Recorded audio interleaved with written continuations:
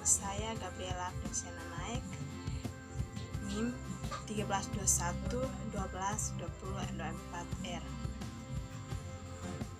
Nama saya Fitri Yubelanda Sili, kelas GCN 22A dengan NIM 1321 12 20 21R. Perkenalkan, nama saya Felani Angelika Leitabun dengan NIM 1321 12 20 20R. Kami dari kelompok 6 akan mempresentasikan hasil kerja kami dengan materi indikator kesehatan dalam statistik. Baik, yang keempat adalah indikator angka kesakitan. Indikator angka kesakitan adalah indikator yang digunakan untuk mengukur kejadian penyakit dalam suatu populasi. Ini membantu kita memahami seberapa banyak dan seberapa sering penyakit terjadi dalam masyarakat. Ada dua jenis utama indikator angka kesakitan, yaitu prevalensi dan insidensi. Pertama, prevalensi. Prevalensi menunjukkan total jumlah kasus penyakit dalam populasi pada waktu tertentu. Ini bisa memberikan gambaran tentang beban penyakit yang sedang berlangsung dalam masyarakat. Rumus prevalensinya jumlah total kasus penyakit per jumlah total populasi kali 100%. Contoh, jika dalam suatu kota dengan populasi 10.000 orang terdapat 500 orang yang menderita diabetes, maka prevalensi diabetes adalah prevalensi 500 per 10.200 orang kali 100% sama dengan 5%. Yang kedua, insidensi. Insidensi menunjukkan jumlah kasus baru penyakit yang muncul dalam periode waktu tertentu dalam populasi yang sebelumnya bebas dari penyakit tertentu. Rumus insidensinya jumlah kasus baru per jumlah populasi berisiko kali 100%. Contoh, jika dalam 1 tahun ada 100 kasus baru malaria dalam populasi berisiko 5.000 orang, maka insidensi malaria adalah rumus insidensi jumlah kasus baru per jumlah populasi berisiko kali 100%. Insidensinya 100 orang per 5.000 orang kali 100% sama dengan 2%. Ciri-ciri indikator kesehatan. Yang pertama, relevan, yaitu indikator yang harus sesuai dengan relevan dengan tujuan pengukuran kesehatan yang spesifik. Harus dapat mencerminkan kondisi kesehatan atau permasalahan yang ada dalam populasi. Contohnya, angka kematian ibu adalah indikator yang sangat relevan untuk menilai kualitas layanan kesehatan ibu dan anak. Yang kedua, valid, yaitu indikator yang harus mengukur apa yang seharusnya diukur. Data yang dikumpulkan harus akurat dan mencerminkan kondisi kesehatan yang sebenarnya. Contohnya, tingkat vaksinasi pada pada anak di bawah umur 2 tahun. Indikator valid mengukur cukupan imunisasi dan proteksi terhadap penyakit yang dapat dicegah dengan vaksin. Yang berikut, reliable, yaitu indikator yang harus konsisten dengan menghasilkan data yang sama. Biasa pengukuran digunakan dalam kondisi yang sama. Contohnya, pengukuran tekanan darah pada populasi dewasa yang dilakukan dengan alat standar dan periode yang sama, dengan memberikan hasil yang konsisten, sehingga indikator prevalensi hipertensi dapat diandalkan.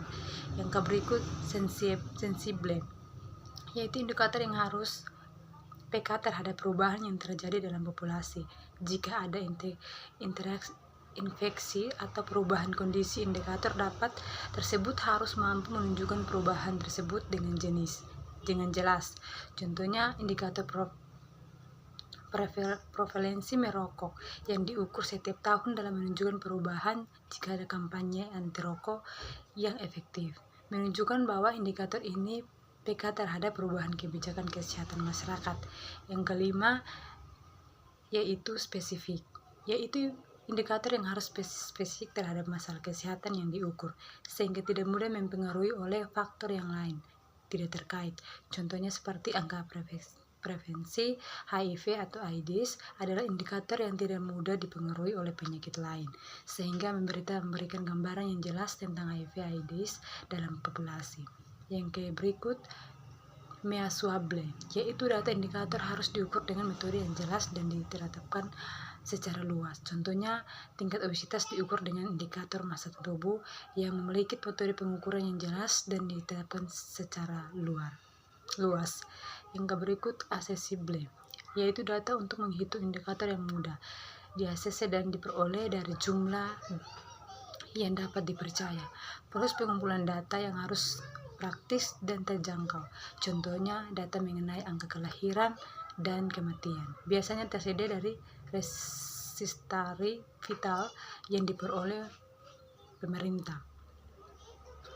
Yang berikut, comparability, yaitu indikator yang memungkinkan perbandingan antara waktu, antar daerah, atau antar kelompok populasi. Contohnya seperti angka harapan hidup pada usia tertentu yang dibandingkan antara masa karena menggunakan materi metode pengukuran standar yang lama di seluruh dunia.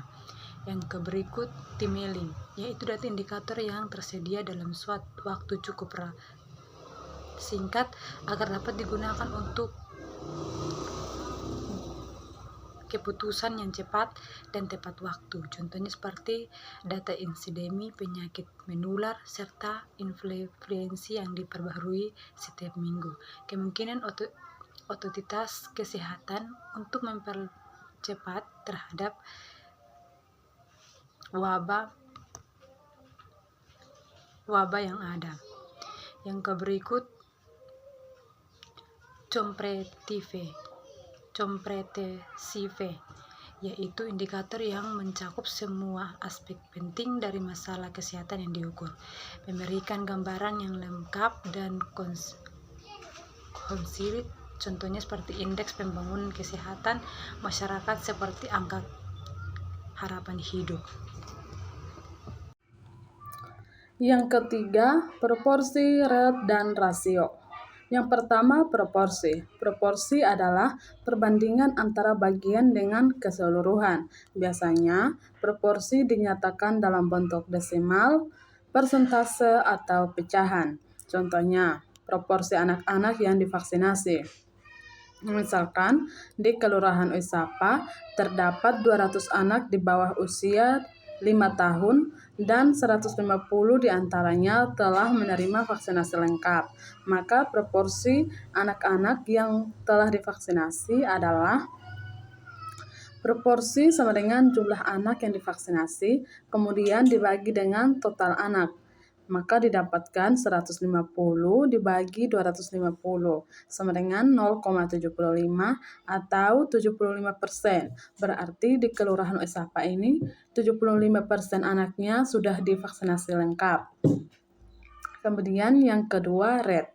Rate adalah pengukuran yang menunjukkan jumlah kejadian suatu peristiwa dalam satuan waktu tertentu. Seringkali dinyatakan per jumlah penduduk tertentu, misalnya per 1.000 atau 100.000 orang. Contohnya, angka kematian bayi. Misalkan dalam 1 tahun, di suatu negara terdapat 1.000 kelahiran hidup dan 10 bayi meninggal sebelum mencapai usia 1 tahun. Maka angka kematian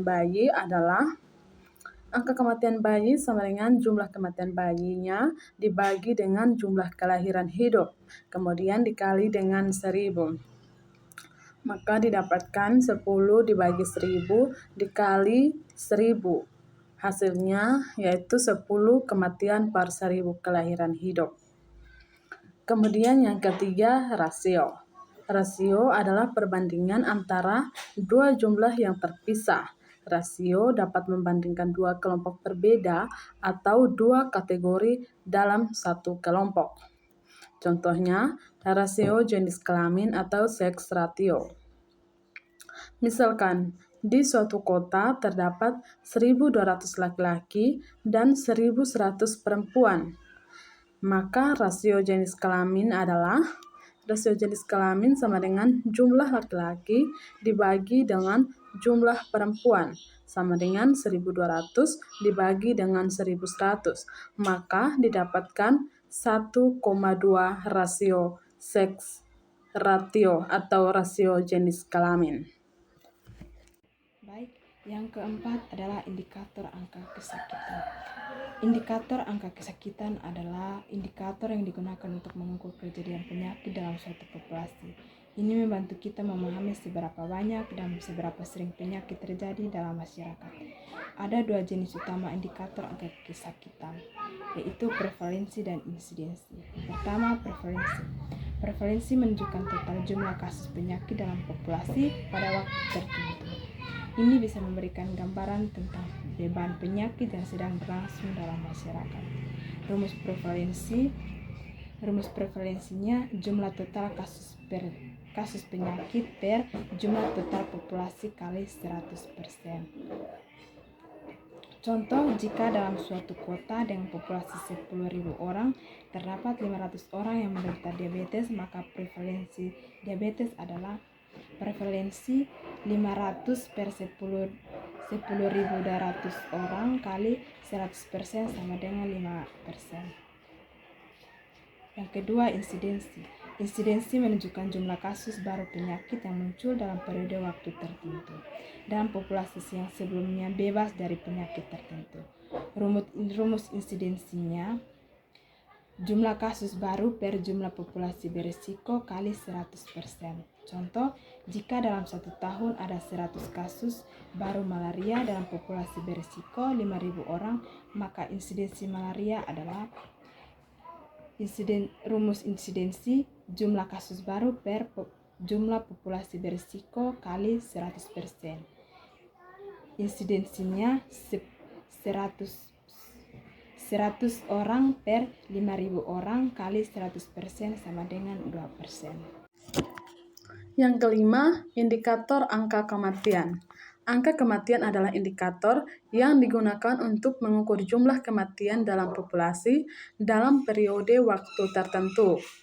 Ini adalah salah satu indikator kesehatan utama yang membantu memahami status kesehatan suatu masyarakat. Yang berikut, jenis-jenis angka kematian yang digunakan. Yang pertama, angka kematian kasar. Angka kematian kasar yaitu mengukur jumlah kematian total dalam populasi tanpa memperhatikan penyebab kematian atau kelompok usia tertentu. Rumus yang digunakan yaitu angka kematian kasar sama dengan jumlah total kematian dalam 1 tahun dibagi jumlah total populasi dikali dengan 1.000. Contohnya, jika dalam suatu kota terdapat populasi 100.000 orang dan 1.000 kematian dalam 1 tahun, maka angka kematian kasar adalah angka kematian kasar sama dengan 1.000 dibagi dengan 100.000 dikali 1.000, maka didapatkan 10 kematian per 1.000 orang dalam 1 tahun. Yang kedua, angka kematian bayi. Angka kematian bayi mengukur jumlah kematian bayi di bawah usia 1 tahun per 1.000 kelahiran hidup dalam 1 tahun. Rumus yang digunakan yaitu angka kematian bayi sama dengan jumlah kematian bayi dalam 1 tahun dibagi dengan jumlah kelahiran hidup dalam 1 tahun dikali dengan 1.000. Contohnya, jika dalam suatu daerah terdapat 50 kematian bayi dan 5.000 kelahiran hidup dalam 1 tahun, maka angka kematian bayi adalah angka kematian bayi sama dengan 50 dibagi 5.000 dikali dengan 1.000, maka didapatkan 10 kematian per 1.000 kelahiran hidup dalam 1 tahun. Yang ketiga, angka kematian balita. Angka kematian balita mengukur jumlah kematian anak-anak di bawah usia 5 tahun per 1.000 kelahiran hidup dalam 1 tahun. Rumus yang digunakan yaitu angka kematian balita sama dengan jumlah kematian balita dalam 1 tahun dibagi dengan jumlah kelahiran hidup dalam 1 tahun dikali 1.000. Contohnya, jika di dalam suatu daerah terdapat 50 kematian balita dan terdapat 5.000 kelahiran hidup dalam 1 tahun, maka angka kematian balita adalah Angka kematian balita sama dengan 50. Berikut nilai absolut. Ini adalah nilai yang langsung menunjukkan jumlah atau ukuran suatu fenomena tanpa memperhitungkan konteks atau perbandingan nilai lain. Yang berikut nilai relatif. Ini adalah nilai yang menyatakan presentasi atau perbandingan terhadap nilai lain. Seringkali terdapat total atau sampel yang lebih besar. Ini membantu memberikan konteks dan kemungkinan perbandingan antara beberapa kelompok atau waktu. Yang berikut di sini ada contoh penggunaan nilai relatif dan nilai absolut dalam indikator kesehatan. Yang pertama, nilai absolut dalam indikator kesehatan. Misalnya, kita memiliki data tentang jumlah COVID-19 dan suatu wilayah dalam 1 bulan.